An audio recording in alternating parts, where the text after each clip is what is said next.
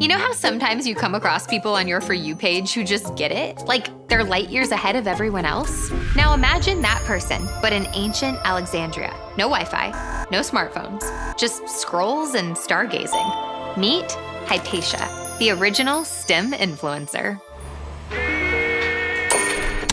Hi, I'm Miranda Cosgrove. Welcome to the STEM Loft, where the landlord said it wasn't haunted and was honestly really weird about it.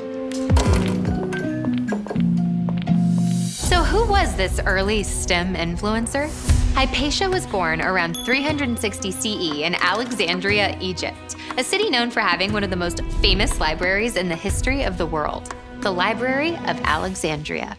Her dad, Theon, was a pretty big deal.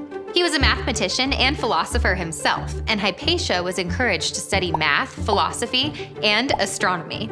While most people stuck to one subject, that wasn't Hypatia's style. She was what is called a polymath, which is a fancy word for being really, really good at multiple things. She taught and wrote about math, astronomy, and philosophy. Triple threat, am I right? And Hypatia wasn't just a student. She became the head of the Neoplatonic school in Alexandria, the top authority in philosophy. In a world where men usually held the highest academic positions, Hypatia shattered expectations and led the charge. People traveled for miles to hear her lectures. Her influence was undeniable, and she packed crowds with her teachings, proving that girl power was alive and kicking even in ancient Egypt. Okay, let's talk about some of Hypatia's contributions, starting with her work on the astrolabe. This device was used by sailors and astronomers to measure the position of the sun, moon, and stars, helping them navigate the seas and understand the heavens. Think of it as a low-tech compass that also let you check out constellations. It was even used to predict the rise and fall of tides and help plan the planting of farm fields. How did it work?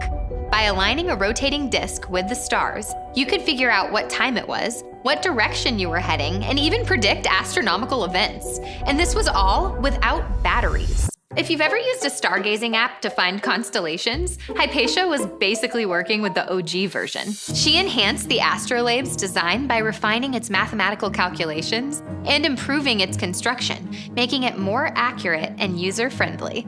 Her contributions enabled astronomers and navigators to better understand celestial movements, paving the way for significant advancements in navigation and science. Hypatia also made significant improvements to the hydrometer, a tool used to measure the density of liquids. Still used today, they typically contain a float or an object of known weight and density, and a scale showing how deep it sinks. It works by being placed in a liquid. How much the float sinks reveals the liquid's density.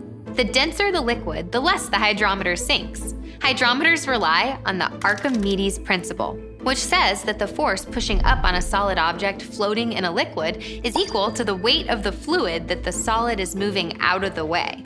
They can help people figure out everything from measuring the density of sugar in a liquid to how hydrated a person is. While the hydrometer existed in various forms before her time, Hypatia refined its design, enhancing its precision and reliability. By improving its mathematical principles and construction, she made it easier for users to measure liquid density more precisely, which was crucial for both scientific and practical applications. Her advancements helped lay the foundation for more accurate studies in fields like chemistry and physics, influencing the development of modern scientific instruments. Modern hydrometers are still used in activities such as analyzing soil and cow's milk. What makes Hypatia's work so impressive is that she wasn't just a philosopher or a mathematician.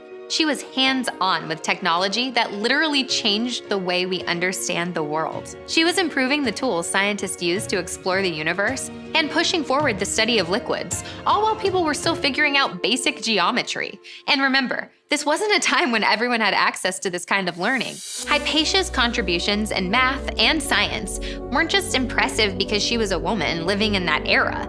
They were groundbreaking. But Alexandria wasn't just a city of scholars. It was also full of political and religious tension. As Hypatia's influence grew, so did the jealousy and suspicion around her. People started seeing her as a symbol of intellectualism in a time of political turmoil. And yeah, being a powerful intellectual in a heated environment was a dangerous combo. Hypatia found herself caught in the middle of political struggles. She became a target for a group of people who disagreed with her influence and ideas, and sadly, she faced a tragic fate. It was an unfortunate end to a life dedicated to learning, and it shows just how challenging and dangerous it can be for anyone making waves in the world of ideas.